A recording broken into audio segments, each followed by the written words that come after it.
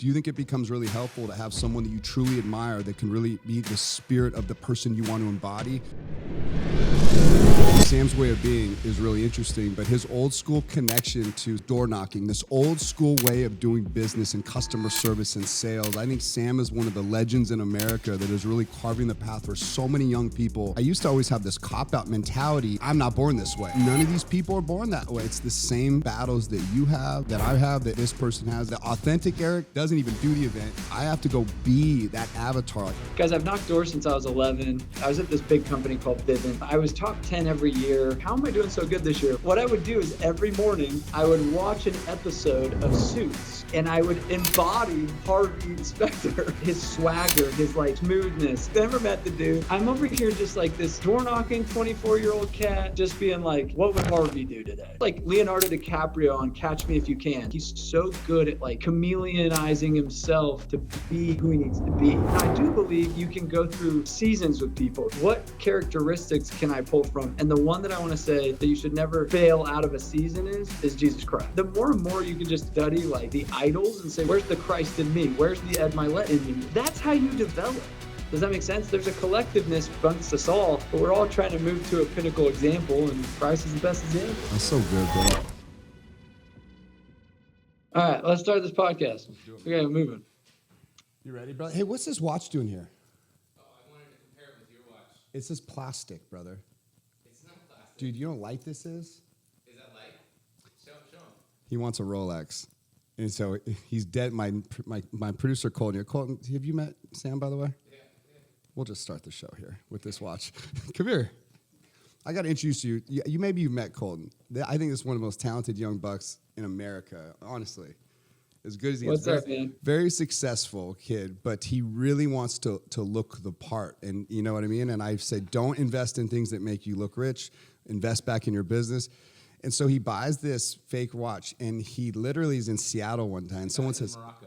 it's in Morocco, and he goes, he's wearing it. This is like a couple of weeks ago. Yeah. Dude, you got to hear this. And he's all, some person, oh, dude, let me see that watch. This is so cool. Some random person. And he goes, yeah, where'd you get it? Can I see it? And he goes to pull it off, and it breaks right in front of him. He breaks, man. And it's like classic story. Never again, Colton. You can't in good faith wear that. Hey, I bought some kaikis in Egypt. You know, some solid kaikis. We've all done it. Listen. Hey, I'm like you. I will say, I was wearing this chain, not this one, but I had this like chain on, and I'm on a cruise with a client. And I was like, man, you know, it's like in the Bahamas. And I was like, I never really bought a gold chain. He's like, well, what about those two? I was like, oh, those are fake. And he was like, what? You have fake gold chains on? I was like, yeah, why would I buy, like, I'm cheap, dude. Like, why would I spend, you know, so I bought my first gold chain in front of a client. I spent $1,000 and I felt like I was getting robbed. Yeah. Negotiated them down from 2. And I was like, I'll probably lose it. And what am I going to do? Wear this every once in a while? And then I got this cool, look at me. And you would have never known the difference had I had a fake one on or a real one on. And the fact, though, is I'm super successful, so you're just going to assume it's real anyway. Right. It's the guys that are super broke, and they had to spend all their money on the real shit somehow. They're, like, not realizing that I got my wife a lab-grown diamond. Like, I'm the one paying for, like, fake gold chain, and you're over here, like, going into debt, financing a gold chain just to look the part. Colton, like, you hear this? dude. He's validating everything. What Like, a great you're an start. idiot. You just validated a lot of your instincts, but you got to change the mentality. It's an internal problem you're trying to solve. You're not going to get to the external, like, could I go afford whatever chain I want right now? Hell yes. But the problem is I've solved the internal problem, which then put me in a position so I don't need the external validation. And I think that's the problem is like they think that they're going to solve it by buying things, having the hot chick, having the this and that, like when in reality that fixed their insides. Yeah. Colton, you should, just because he doesn't have his earphones on yet, when you come back to, because we've been having this conversation for so long, and I think when you're young, you don't know, but wow, that was really powerful. And the fact that the reason I think it plays so well with you is because you own it. Like, you can own it and be honest about it up front. It's when you have to sort of be shady around something that maybe not feels good inside that is where the problem in that whole scenario lies. But the second you can and you choose not to, and you own it and smile about it, laugh, all of a sudden, in my opinion, it makes you more valuable than having the real thing, knowing that you could and you don't, you choose not to, and you make that a sort of a lesson for people to listen to. There was an NBA player that, I don't know, it was a viral video. It just said basically the same thing. And it was really important to me because I would never wear anything fake ever. But I have jewelry businesses, like, you know what I mean? So like my perspective is so different. But as I age and get older, I see so many people literally like waste all their money, any spare dollar or any dollar that's not even there on credit to sort of look the part. I've seen it time and time again, and it is such a bad message that I think would be combated perfectly with yours. But you don't know that till you have the ability to get what you want out of life. Yeah, it's hard. It's hard because you don't know what you don't know, and then all of a sudden you get it, and then it's like, oh shoot, that didn't fill the void, right? Yeah. It's like you have this success void where it's like you'll start to succeed, but you still have the void. Right. And I wrote a book on this actually. It's called The Self Experience. And I have another one coming out, but like, long story short, like we oftentimes have these imposters wants, not like there's an imposter syndrome, but there's not like, I call it the imposter's wants. And it's like what we think everybody wants us to be, have, do. And the internal dilemma that creates is you never really found your own identity. You never really found your own place. And if you're a jeweler and you love jewelry and you spend money on jewelers, then great. Right. Like, but it's not like someone telling you this is what it's going to look like. And so the problem is we've all heard this term, fake it till you make it. Yeah. And it's like, what that really is interpreted as, most people think like, oh, look the part, fake that. And I'm like, no, it's fake it in the sense of it's the true power of manifestation. Think about this. Like, fake it till you make it is saying I am, which is actually taking the construct of time out of it. And so I hate the word fake it because you already are what you are. If we took the construct of time and manifestation, we said, like, what is the real formula? It's like, they're like, fake it till you make it. And I'm like, no, you already are. So why don't you just be and talk about what you are, even though it hasn't come to fruition yet, but it's speaking things into existence as they will be and as they are. And we eliminate this construct of time. And so how you accelerate success, and I'm speaking to your video dude right now, you accelerate success because what happens is you're not using terms like fake it till you make it. You're going to continually play as an imposter with imposter's wants and with an imposter syndrome because you're faking till you make it. And I'm like, that is not the formula to make it. It's the formula to make it is to simply say, I already am it. And once you've like adopted this, I am it, and stop living in this imposter's world, now all of a sudden you start to realize some true success and like start freaking busting down walls and taking names. You know what I mean? Like, I think that's where we've gone wrong in success and business and making shit happen is this whole fake it. And I'm like, that's a terrible world to live in because the watch is going to break when you take it off and you're just like, damn it. That's embarrassing. Yeah, you just touched on so much gold, and this is stuff that I think deeply about in my 40s now that I truly consider, especially looking back at old versions of myself. But one word I battle with all the time is authenticity. And it's like, it's almost speaking to what you said, in that, you know, becoming it before you are it is actually the only way to do it. You have to become it here before it manufactures here. And that could easily be perceived as fake it till you make it, or it could be flipped on its head as pure manifestation and or faith. Like you just take the basest word of faith. Right. Like knowing that if I start in this direction as being this type of person, talking like this type of person, knowing that the faith of the outcomes are there, the fake it is like such a wrong context. It's faith. Yeah. Well, and the other thing too is getting to the other part of it is like, there's all the other message of be authentic. And if I was going to be sort of the truest definition I think you could find of authenticity, like I probably wouldn't be on this podcast with you. I probably would have never met you. There's so much I wouldn't have done because my insecurities and sort of like all the things that I had to battle along the way would have, that authentic version of that person probably doesn't step up to those dragons. I'd probably be on a couch. I'd probably be fat and lazy. I got a sweet tooth. I love cake. You know what I mean? The things that I became habitual in my life, I had to fight for those to become habits. And I had to become the first person that I saw that I wanted to be.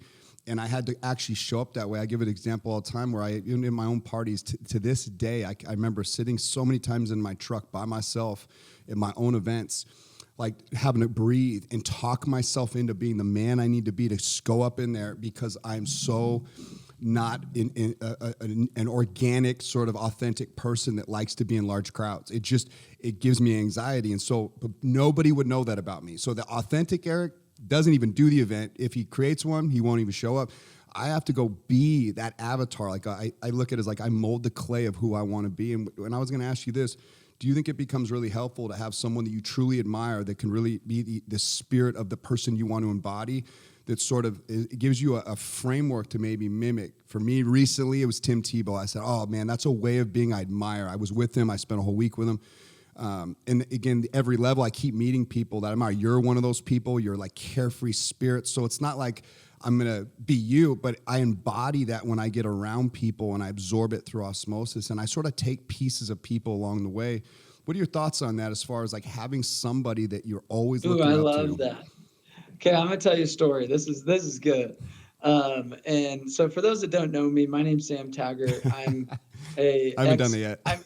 I'm the evangelist. Yeah. I should do that. Like, who's this Colton's cat? gonna hate me. Can I real quick? Here. Sam Taggart right here. I'll let him introduce himself, but let me just say this: this is one of the people that I've really become fond of. I admire maybe as much as anybody that's out there. And again, Sam's way of being is really interesting, but his old school connection to something that now I have so many stories on this. This idea of door knocking, this old school way of doing business and customer service and sales. I think Sam is one of the legends in America that is really carving the path for so many young people in the world to go create a dream life. And it's in an industry that like I didn't know a whole lot about until now, because I have such a vested interest in it at this point, because so many young bucks now come to me that have Sam as their iconic hero. So it's cool to do this podcast with you guys. I'll let Sam sort of take it from here, but just know that you're podcasting out here, if you're listening, with a legend right here. So Sam, have it, baby. This is fun. And I want to tell the story to answer your question, because guys, I've knocked doors since I was 11. That's all I've done. And I have a book coming out this year. It's my 4th book. In January, Eat What You Kill. Yeah, saw that. And it actually has this concept. Like, I think there's too many herbivores out there that are kind of just, waiting for a free lunch. And, so this is a sales book. It's tactical sales training of how to go be more of a producer. And it's not just door to door. Like, that could be in software, that could be insurance, that could be whatever you're pushing. Like, there's too many lazy lead babies out there. And so it's 2014. And the year I've been in door to door for a long time, and I was at this big company called Vivint. They had 3,000 sales reps, and I was top 10 every year. And this year I kind of was having a breakout first part of the year, and I'm starting to reverse engineer, like, how am I doing so good this year? Like, I'm sitting number 1 in the company, and I'm like pacing, beating everybody, and number 1 out of 3,000 is like a pretty cool, multi-billion-dollar company. And I'm 24. I'm the young kid with the long hair that drives a Kia, not like, just totally doing it my own way. And everybody's like, what, that guy? Like, Makes no sense. Unassuming, right? And what I would do is every morning I would watch an episode of Suits, and I would embody Harvey Specter. Amazing. And so when you ask me this question, I never met the dude. I kind of want to get him to door con just to be like, can you put on your Harvey actor face and speak as Harvey? Because that would mean a lot to me. Like, I had Jordan Belfort speak at door con. I've had, every big name you can think of. Well, for those of you who don't know, DoorCon become one of the biggest events in America, bringing together countless industries and so much talent all around America. People that are, I think, some of the most incredible salespeople in America. But I'll let you kind of give more of a framework to it. Something I wanted to definitely cover on this podcast. Yeah. Well. So for a little context, 8 years I've been doing trained tens of thousands of salespeople all over the world. But I go back to this Harvey, and he's a lawyer. And for those that have seen Suits, I'm over here just like this door knocking 24-year-old cat, just being like, okay, what would Harvey do today? And I embodied almost like Leonardo DiCaprio on Catch Me If You Can. Leonardo's another one of my characters that I'm like, he's so good at chameleonizing himself to be who he needs to be. And so every day I go out and I watch my whole episode of Suits, and I'd be like, all right, Harvey, let's go. And I would kind of his swagger, his smoothness. Right. And I was the number 1. I finished number 1 in the company that year. I'm 24 years old, probably made close to $550,000 that year in 4 months.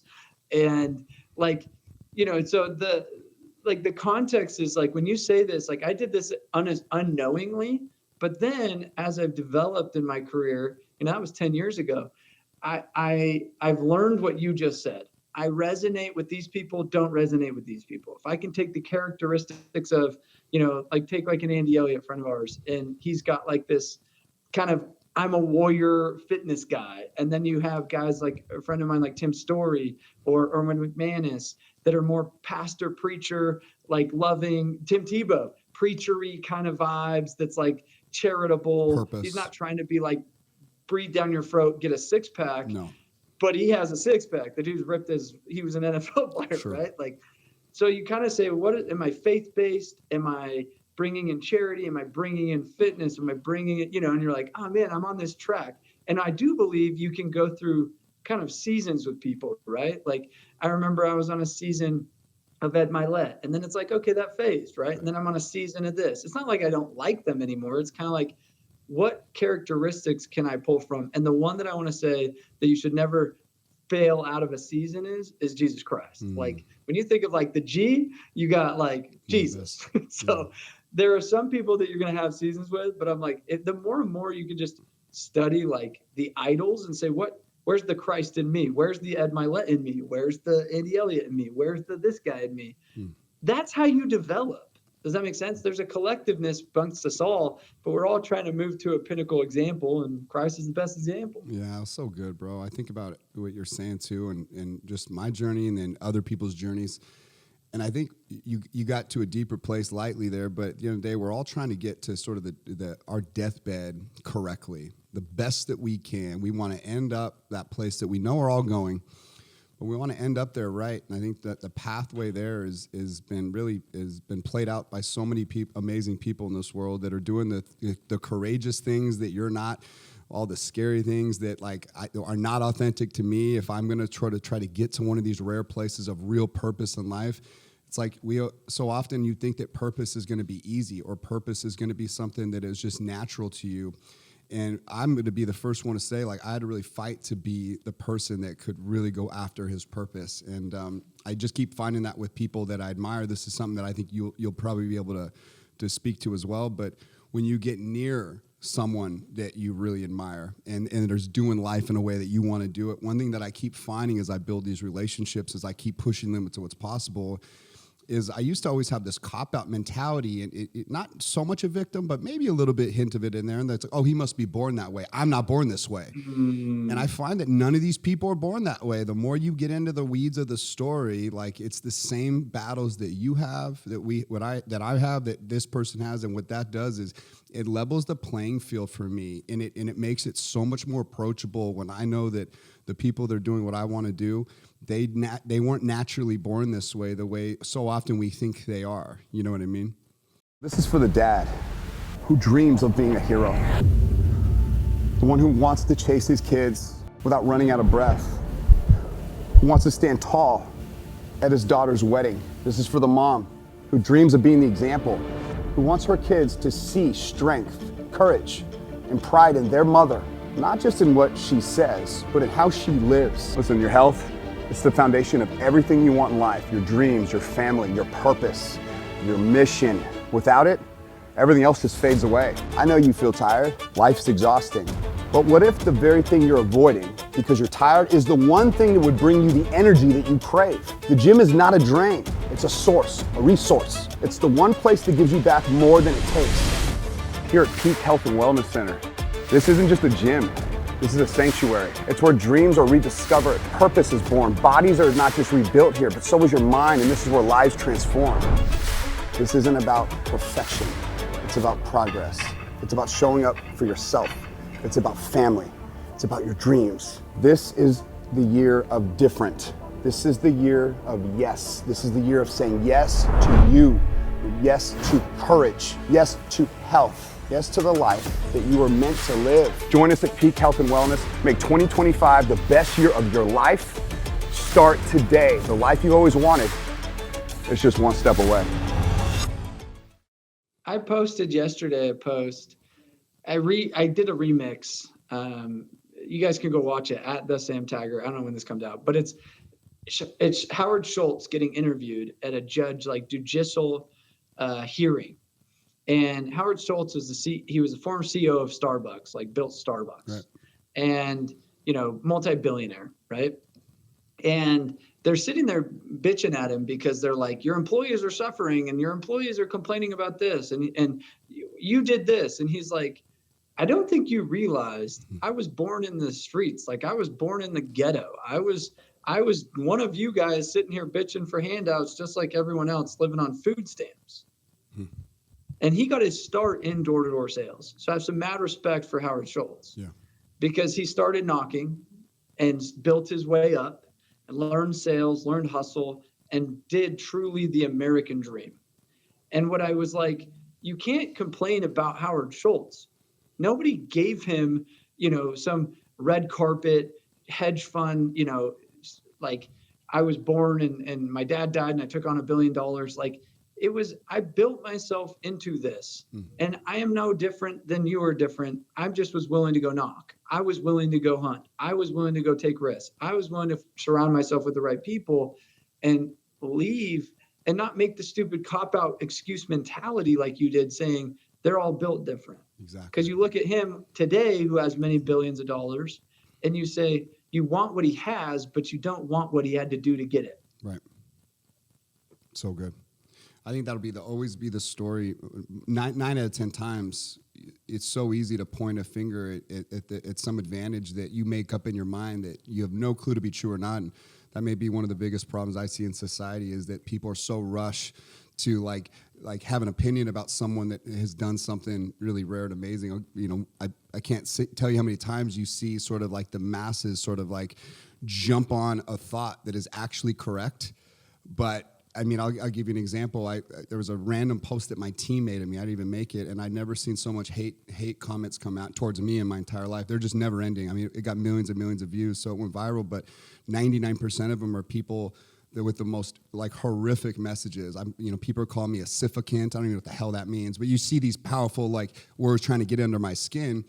And all it was the post I actually kind of agree with, and people took it all kinds of weird places, but it was just this concept of how sort of a billionaire might think, a conversation you might have with that versus sort of the average middle class person. And at the core of it all, it's probably correct, but it didn't get received in a way that would have inspired engaging conversation, critical thoughts that were really like have a conversation about it, like. At the end of the day, like, do you have what you want out of life? Are you really proud of who you are as a person? Like, are you the father that is a hero in your family? If you're not, you can do some self-reflecting, like the sort of the intricacies of what was said in the words, which should really have something that would hold up a mirror to your reality. But instead, people jumped on it, and I got attacked sort of viciously. And it kind of makes me laugh because all these things help you go viral anyway. Like, I don't really care. But it was sort of like the nature of the masses, sort of like they viciously attack something. But one of the comments that was reoccurring, this idea of a billionaire, was that so often all these people are like, oh, they're born with it. That's a trust fund. Like, you just see sort of the commentary that comes out of it on all fronts. And I have yet to meet someone with that type of means that did not come from humble beginnings. And I know quite a few people now as I push the limits of what's possible in my life. And it's very, very rare, if ever, that I can think of in my head of someone I've had any kind of interaction with that sort of plays at that level that had come from money. And it's just so far from sort of the reality of the truth. But I think getting back to the main point is if you're not pushing the limits to get out of the environment you're in, you're always going to be stuck in the noise that sort of surrounds you. And that is where you easily can get trapped inside your own mess, because that's, I think, probably the greatest gateway to get out is to get near someone's doing what you want to do. And what you'll find is they never hate on you. All they do in many respects is hold up truths. And some of those may be harsh, but they're very powerful to move forward with. But they're never from a place of judgment or hate. Like, you're never having someone talk shit down to you that's doing better than you. It's just a common theme in life. So why not go make your life's work about seeking those types of people out, learning from them, growing from them, and again, going through the seasons of life as you described. Well, I think it's, Dee and I were having this discussion the other day, and there's a level of, we could call this understanding or knowledge, and then there's a level of like spiritual frequency and vibe, we'll call this. And as you're trying to introduce yourself to new environments, you're either going to bring that environment's level down or be the dumbest person in the room or the smartest person in the room, right? Or as you have a person enter into your environment, you're making an assessment on their energy, their vibe, their understanding, their knowledge. Can I have a high level intellectual conversation with this person? Yes or no, right? And sometimes what we realized is, they're just not ready for the conversations that we would like to have and enjoy having. And you almost have to like, okay, how do I give this to them like Jesus? And an analogy, like, let me explain this dumbly, like to an 8-year-old, right? Like, let me break this down in a simple story, because if I tried to explain this like I understand this, then it's going to be impossible for you to get it. Does that make sense? Like you're just not there. Right. And realize that I'm going through that, Eric's going through that, and you're all on your own journey of this. It's not wrong where you're at on your journey. The question is depending on how fast you want to accelerate your knowledge, understanding, frequency. And that helps you just naturally shed skins, essentially, like a snake, of environments. So sometimes you have to let go of certain people. Sometimes you have to step into a skin that's like, these clothes are too big right now. I'm going to grow into these. And as long as they don't kick me out of these, you know what I mean? Like you have to consciously, and it's uncomfortable to shed a skin. I don't think a snake's like, yay, it's skin shedding day. It hurts. Let me break out of my exoskeleton as I'm a caterpillar moving into a butterfly. Yeah. Like it's an uncomfortable process. Yeah. And I think, but you have to want it bad enough to go with the discomfort that comes with new learning and new elevation. Exactly. One thing that I was promote is a powerful message. And again, this can get beat up from all angles, but I was promoting this even inside a world that was away from personal development, just inside the normal entrepreneurship, day-to-day brick and mortar world, that I lived in for most of my life as an adult. But it's this idea that if you don't make an investment in it, if you don't create a pain point of any kind of substantial investment where you feel it, it's likely that you'll wiggle out of your commitments. And so one of the ways I best describe it, even in my own existence, is like at 35, part of my story is I felt like I'd achieved everything could have ever dreamed of. And I came from a really tough situation that I should have not got out of. You shouldn't know me, brother. And I shouldn't even be alive to tell you the truth. But here I am with everything, and my grandma passes away, and it's just a moment that I've talked a lot about, but it was this place where all of a sudden death started swarming my thoughts in a way that I never really had. And my grandma was so close to me, but I remember it was Phil Heath recently that said it, and it was perfect the way it came out of his mouth, because I reflected. He called it the hollow stare. He had this hollow stare. Here he had the life by the ass. He just won 9 Olympias, and he felt empty inside. And that was the first time in my life I felt empty, even though I had everything, because I was always chasing sort of like something I thought. But what I realized it took some time was that I was actually running from something, never really towards something. And for me, that leverage of running away from something created wins. Always trying to prove myself to my dad or people that I really cared about, but it was never really towards anything with purpose. But the point is it had served me really well. And by all outward appearances, man, I was the golden boy. I had it all. Like, I was young. I had a dream life. I had a beautiful situation. And yet all of a sudden I felt empty, and these recurring thoughts became really obsessive and painful. And this was where it got really interesting, is somehow this led me somewhere. I was being guided and I didn't know where. And of all people and all places, it led me to Ed Milet. And the one thing that was unique in that situation was Ed wasn't cheap to work with. I never really spent money on a coach. All my mentorships came from my customers naturally. I was really gifted with great customers, but no one had really done in my customer base, which was plentiful, with something like Ed had done. Let's just say that. And when I got near him and I really quickly got exposed by him, he asked me 4 powerful questions that exposed me and made me feel really small, really see-through, and really hollow. It was undeniable I needed to work with a person like this. And I really didn't even know what that meant or looked like, but I wrote the check. And the second I did that, I put this powerful sort of investment into something that was like, here's your money. There's nothing you get in return, you think. Whether he showed up or not, I will argue my transformation started immediately when that transaction hit, because now I couldn't hide. Now I bet on myself in a way that forced me to do things that I would have never considered. Like the reason I go pursue my biggest dragon of stepping on a stage in front of I call them the barbarians. It's because it feels like they're going to stone me to death. That feeling of that seizes up in my soul.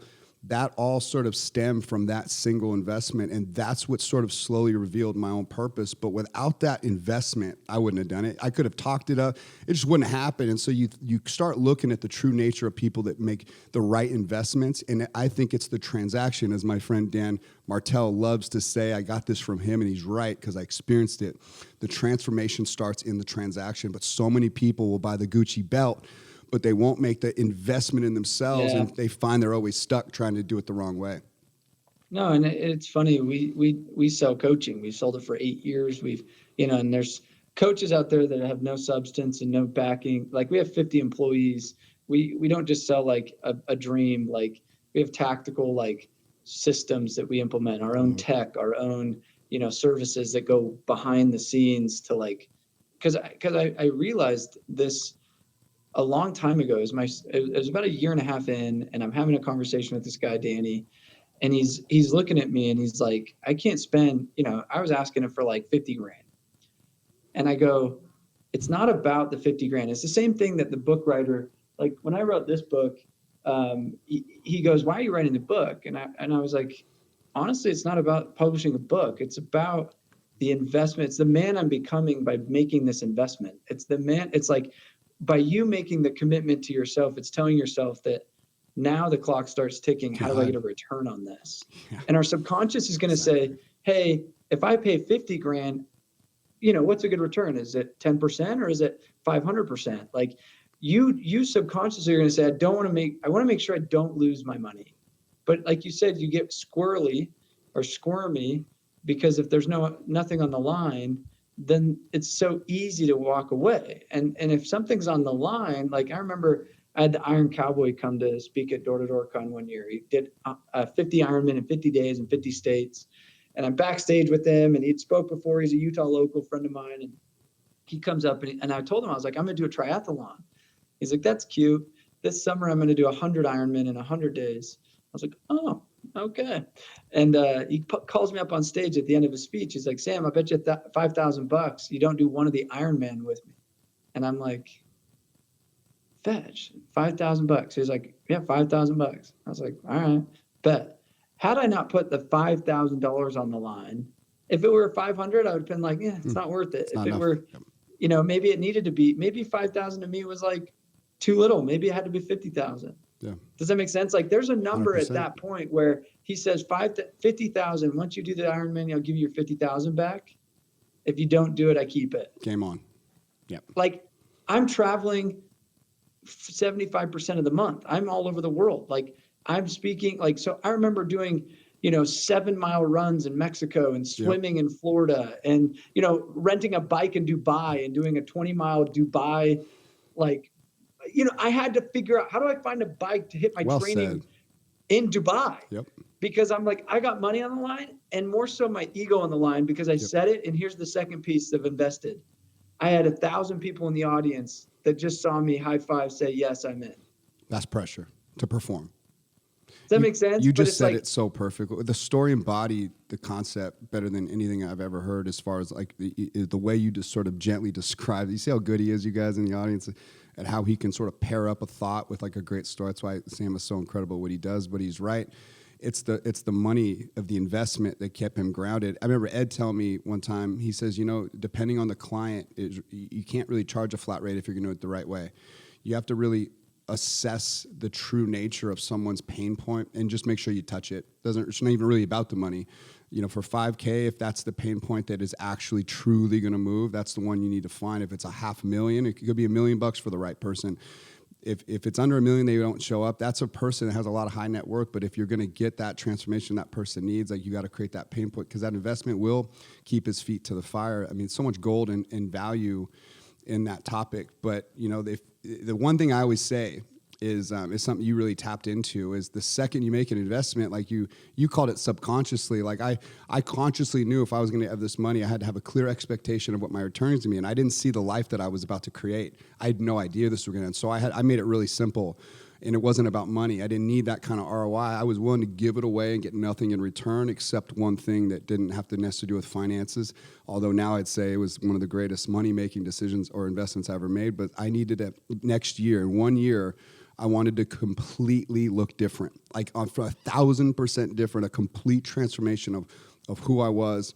And I didn't know that was going to take me, but that then started the process of sort of going to these places that I never thought I was supposed to go. And for me, this idea of public speaking, as stupid as that was, 10 years earlier, I'd done one speech for a real estate conference in Las Vegas at the Bellagio, and my mouth was so dry when I got on stage that my tongue couldn't move off the top of my mouth, and my prefrontal cortex seized up. I couldn't even remember my name, and I couldn't even get words out. It was this horrific moment in my career, and when I got off the stage, I remember walking away, and I told myself two things. I said, the people that are good at this, they're born to do that, number one. And number two, I'm not born to do that. So that's where it set this sort of seed in my mind that I was going to have to sort of go old-fashioned and win like a normal person. Like all these people on stage is nothing, but I had tried that only to have 10 years later be challenged by Ed inadvertently in a way that forced me to confront that dragon that I'd avoided all those years thinking like, where is my greatest impact or purpose? If I die, what do I want to look back on and have done with my time? Do I want to be mad at Fox News during COVID, or do I want to be out in the marketplace like performing and like doing what I'm meant to do instead of holding these emotions in? How do I get them out to the world? Because the old version played so damn small, and that's what Ed exposed me to, of what playing small looked like for a guy that had everything prospectively, right? For a young age, hard to get better feelings than you could have. There's not, the next thing you're going to buy is not going to make you feel any different. Let's be honest. You're chasing a phantom, but this was different. This started giving me feelings I'd never experienced. So I hope that story, kind of paired with yours, resonates to an audience who knows deep down they're playing small. Well, then go make an investment and watch yourself transform. And the ROI you'll get, it's a no-brainer. No-brainer. Amen. Amen. Well, real quick, because this is the one thing I really want to talk about was, you look, it seems effortless how you sell. And there's a story, and it's one of my favorite stories that was so organic, and I hesitate to even share it. I feel like I want to share it on one of your stages as like some kind of like epic opener. I don't want to give it all away because I think it's just that intriguing the way it could be told. But it was so sort of telling the impact that you've had. And it was when I first met you. We were on a helicopter, a Black Hawk helicopter, randomly, the first interaction I ever had with you and Dee. And we're flying down to Dean Graciosi's place in Phoenix or Scottsdale. And I'd experienced you guys for the first time, and I felt the whole Sam Taggart vibe. I instantly got it, like just effortlessness, and I think that's something I really admire in a person. And it's the chill nature and that amazing energy that really clearly connected you to so much wins in your life through sales. And again, I don't know if you could teach that, although I'm going to challenge you on this. But long story short, I won't get into the details of the whole thing. I get home after a long trip. I hadn't really slept that great, and I was just tired. It's like late at night. It's like, I don't know if it's Sunday night, let's call it. I'm in my boxers, and I just crawl in bed. Like, my wife's got the most plush bed. My puppies are there. It's like a nice summer day, but the sun's starting to set, and I'm just about to just die. Like, I'm just, you know what I mean, those moments. And our huge glass sliders are open in the master. The doors are open. And I hear the doorbell ring. The dogs start going, and I instantly like seize up. It's like the old days when someone rang the door, we'd all run to it. Now, in days when someone rings the doorbell, like everyone starts whispering and they tiptoe. Yeah, exactly. That was me, except I kind of blurted out, "What the?" It was like, it was that moment of like, who the fuck's here? And I don't know what I said, but it obviously had come around out of the master bedroom to that front door, which is like, if you know my house, it's 3 levels that step down a mountain on the lake. And the front door is kind of oddly around from the master level. There's a whole level for the master. And I don't know what that guy heard, but I know you couldn't have been a grouchier, like, asshole couch potato than I was in that moment. Anyway, I go to the door, and I'm in my skivvies, and I open it, and there's this guy that's about to try to sell me something. And I think I answered like, "What, man? It's late." Like, it wasn't a good energy. Let's put it that way. And the first question he asked me, he goes, "Sir, I got to just ask you. I'm so sorry to bother you. I can tell it's late. How did you, at your age, build such a beautiful home? This is amazing." So he instantly starts pulling me in. Then he starts talking about this neighbor. Long story short, I'm out on the deck in my skivvies at about an hour-long conversation with this guy. Like, I'll give him any business he wants. Now, somehow he earned it, but the very end of it, he's trying to sell me killing the bugs around my house or something. He's got his, bug spray stuff. Him and his son. Now I know his family. The whole thing. And right as I'm about to close the door, I pause and I look at him and I say, hey, who taught you how to sell? Right there is where I realized I had been sold by a pro. And he smiled at me and he goes, have you ever heard of a guy named Sam Taggart? And it just hit me like a ton of bricks because I just spent the whole weekend with this guy and it really clicked. But those types of little stories, Sam, have come up more and more than you know. I'm even coaching a young guy that just bought 30 tickets from you to Door to Door Con. And I think this is the next young champion I'm having the honor of coaching. His name's Adam Kramer, but he's in that space. He's killing it. And it is amazing how many young guys in America look up to you as a hero, like a legitimate, bona fide hero. And it's really an honor to be able to tell that story. But that being said, sales is a big deal, man. And I'd love to get, without giving too much away, I want people to make the investment in you. But really give me your 1, 2, 3, the most important priorities when it comes to really selling, because from my perspective, it is the best salesman. It has nothing to do with the product. And I don't know if you could maybe tap into a place that might open that up a little bit better, but I'm glad that I got to at least tell a little bit of that story because you deserve it. I love that. And that story, guys, that is it's so fun. I love getting random friends that'll be in Florida and I love those stories. It just brings, it makes everything I do worth it. You know what I mean? So you're just good. Somebody listened. You have no idea, but bro. To answer your question, the first thing, so the 3 things you've already touched on is you have to authenticity. You have to be.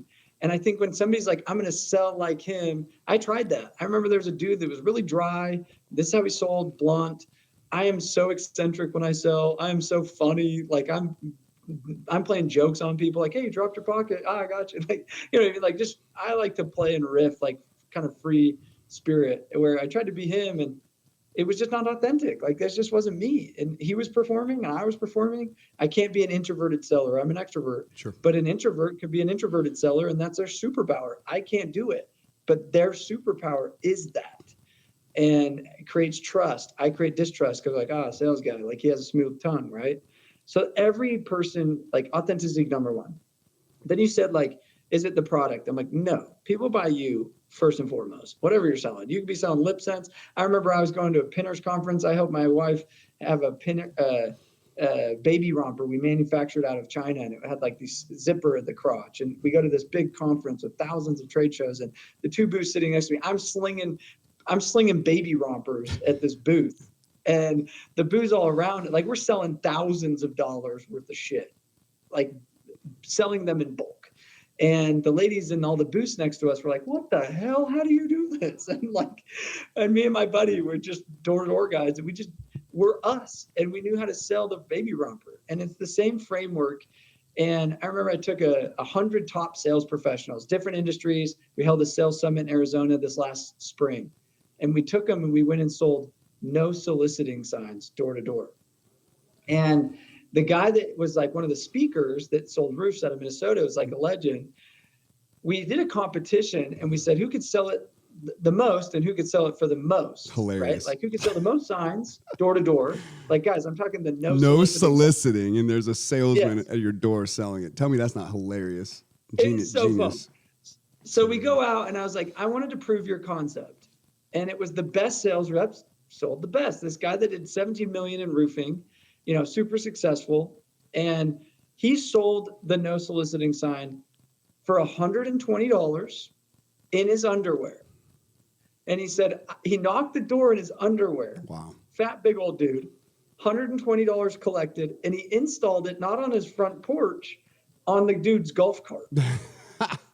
He then gets in the dude's golf cart and drives to the neighbors. And I go, it's a $3 no soliciting sign. Crazy. Guys. Yeah. And what it proved to everybody, it was did the guy really care about the no soliciting sign? He just knew he could build enough rapport to ask for enough revenue to ask, you know what I mean? At the end of the day, I think we overcomplicate sales so much because we're in our own internal dialogue and it's a sabotaging dialogue of rejection. Wow.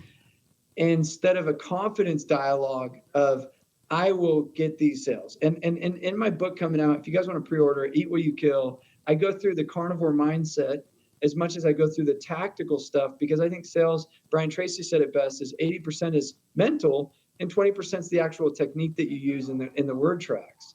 And so the last thing that I would say would be the stories sell, people tell. And like what Eric's talking about and what he's done a really good job articulating, even in this podcast, you'll notice as you listen to him, it's how do we tell a compelling story like I just did about this dude selling a no soliciting sign in his underwear that captured you. And you go, oh shit, like if he could do that, then I could do this, right? So it's how do you use a compelling story, argument, analogy to sell versus so many people talk about feature, benefit. And instead of just like, let's just be like people connect to a story and they talk about how to become a better storyteller. And that's what's moved me heavily into public speaking and authoring and what I do. But like, it's power, power of a story. You guys are hearing this from like really one of the best in the world at what they do. I've come across every kind of sales trainer out there. I would put my money hands down on Sam over anybody in America. A few other places I'd love to tap because this is, I mean, there's just, you know, this is probably like to do right. Like it's probably like a 24-hour straight podcast of going through the weeds of the ins and outs of culture building, brand building, so many different places I would go. But just to tack on one more thing to really land this point home, in my own experience selling furniture, if I look back on my top 100 sales, the best furniture sales I've ever had, like the ones that come in and they furnish, you know, a $10 million home and they want to do it all with us. But, you know, this has happened many times. I got to be honest with you. In the early days when I would qualify all the high value buyers because as my time became more important, I always wanted to go like where I smelled out real high value. That's where, because I can only touch so many people in one day. And you train good salespeople around you. And I have some rock stars that are in my life that, you know, I've taught everything I know that are still there killing it. But those high value ones, when I really look back of how those sales landed, I'll be honest, 99% of the energy and the heart and the kinetic energy that really like bonded us were that person in their mind knew they were going to buy from me. Oftentimes, it really had nothing to do with the furniture. I'll be honest with you. They just wanted me to win. They didn't even really care about the furniture as much as they did. They want Eric Rock to win. They became such a believer in me because of how I connected with them and their family. And most people sort of miss this.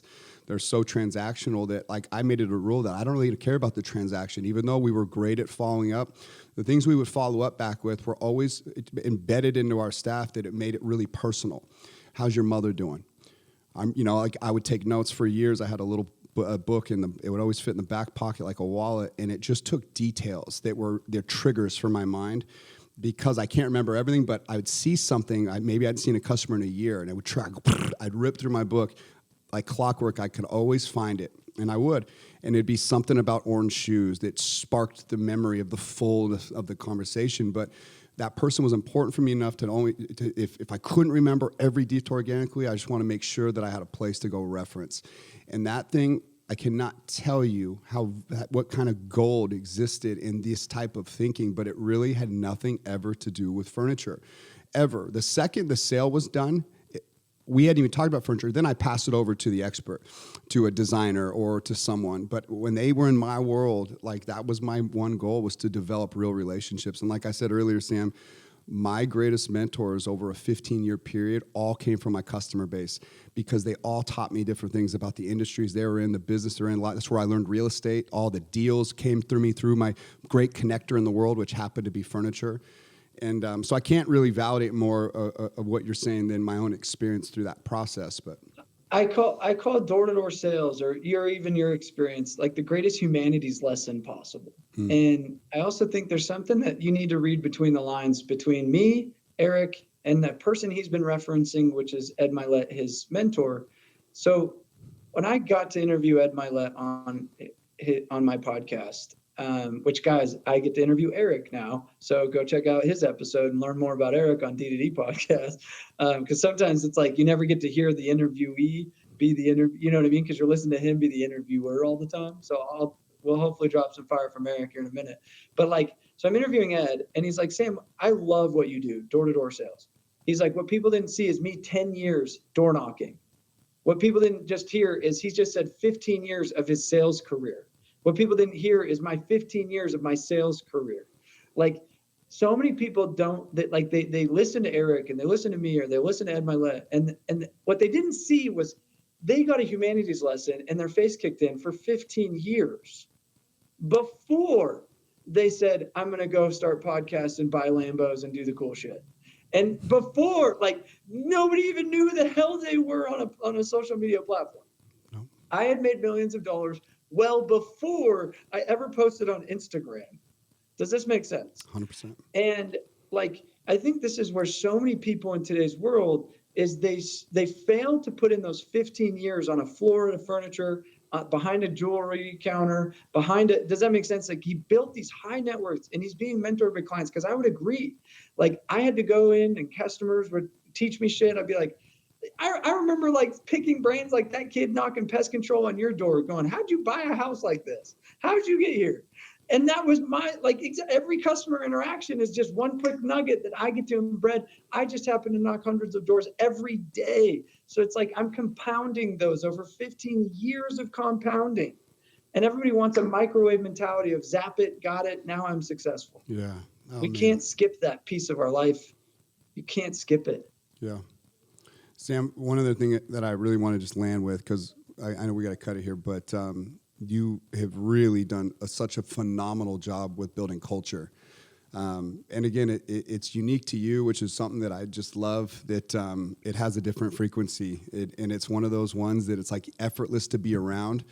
And that is something that's really rare about you, that you draw that kind of like that person in that just, it's enjoyable in a way that's almost like surfing. You know what I mean? Like, if you never surf, it's going to be hard. You're going to be up against challenges, but like you're in the environment where it's like where else in the world would you rather be? Some sales situations they may not be so like inviting. Yours is such an inviting culture that you sort of built into your world.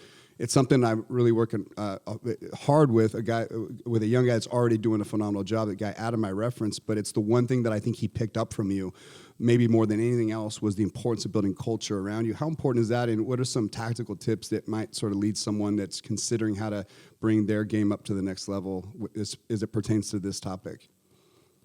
Culture is created by design, not by default. And so the question is, how are you designing your culture?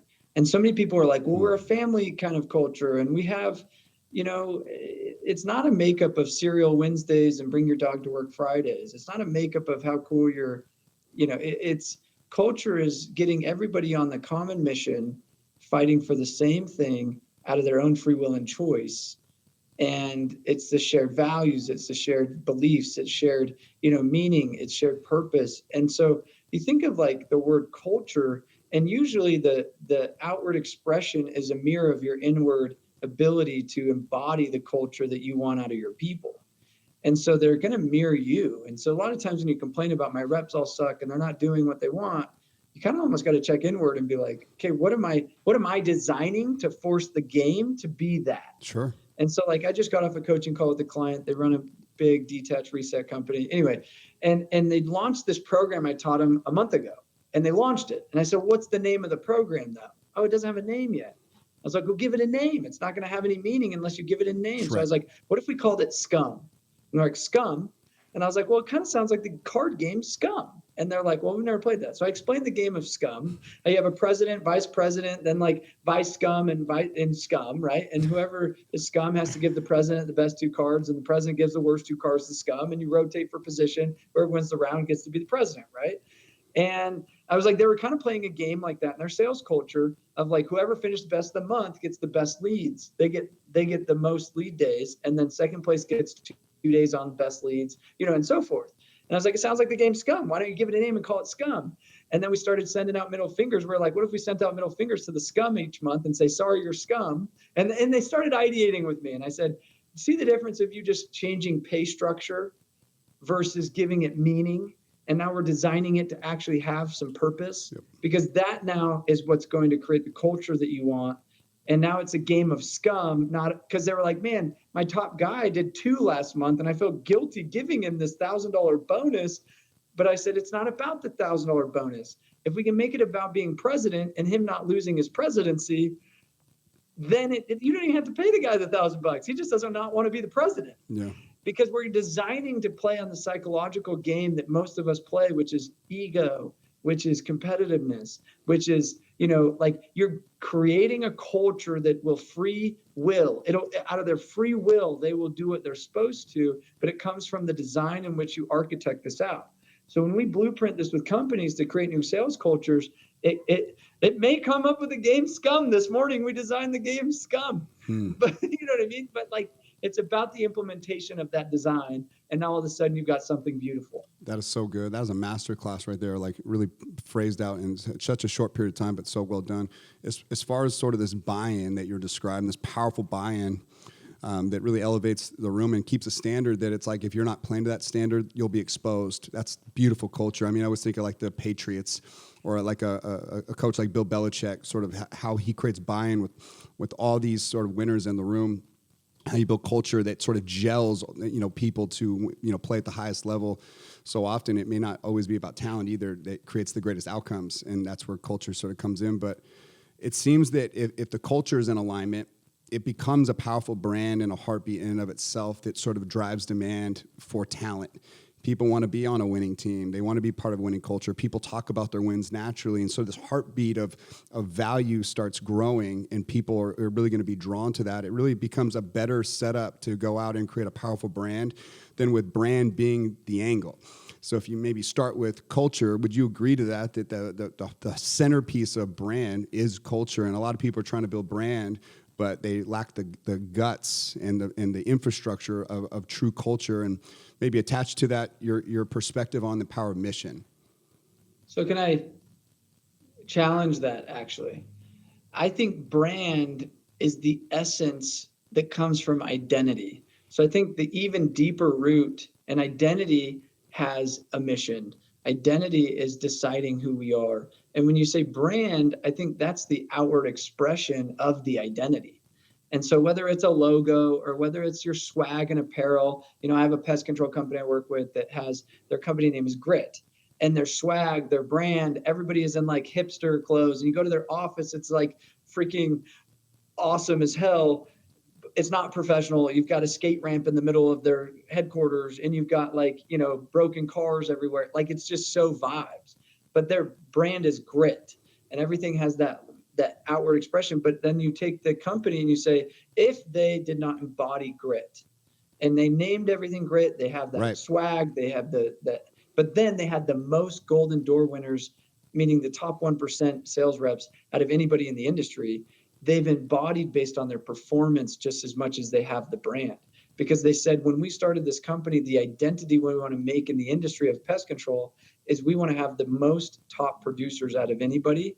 Hence, we're naming the company Grit. But if we don't embody that, and we have like the worst averages, then how can we call ourselves Grit? 100%. Yeah, powerful, man. It's all such a good connection. How many companies you work with out there that miss this and don't have sort of a core values or a mission that describes the culture they want to build or the brand they want to build, but, and maybe that, alone could start changing the way people operate if you can get that as sort of a centerpiece to buy in on, or what are your thoughts on that? Yeah, it's just, I told these guys this morning with the scum thing, let's run with that. And I said, there's a marination period. You got to marinate. And I said, there's a period where it's going to be 4 months from now, if this works or not. But the problem is because we're such squirrels, we never let it marinate for 4 months and actually let this thing go play its course, because we think, oh, it didn't work after month 1. And I said, it might be 4 to 6 months. You have to stay your course and keep a line. And if you keep the line and you hold the standard of like, this is the game, and you keep talking about it and preaching, even though nobody's chattering, nobody's really bought in yet, but you just stay, they're like, oh, he's actually serious about this. And all of a sudden, some guy's going to be like, I'm top dog. And somebody's going to be like, damn it, I'm taking presidency now. And then now there's 2 people playing this game. And then everybody's like, shit, I hate being scum every month. And then they're like, I'm going to beat this guy. And all of a sudden, 6 months in, they're going to see the maturation of the system. But business owners, because we're such innovators and creative, we actually fail to finish one project and let it marinate. We then go and drop that one, losing trust because we're launching new project every month. And so our sales guys are like, what do you want me to follow? Like, our people are over here like, new system, new program, new this. Like, I'm not even going to buy in, because in 2 months you're going to come up with a new one. So why would I buy into this one just for it to get forgotten in 2 months? And this is the common problem that we run into as business owners, is we never fully see things out in fruition, that we get the fruits of the system that we designed for the culture. That's so good. Yeah, great things take time, man. It's so good.